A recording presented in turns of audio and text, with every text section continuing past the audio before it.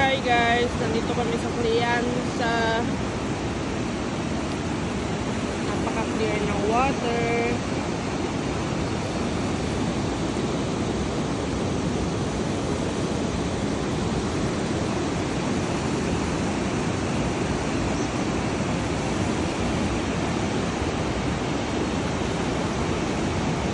Hindi mo nga lang mapaliguan kasi napakalamig.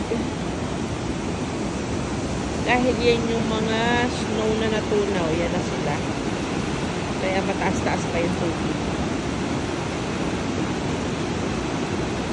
Tapos, sa June or July,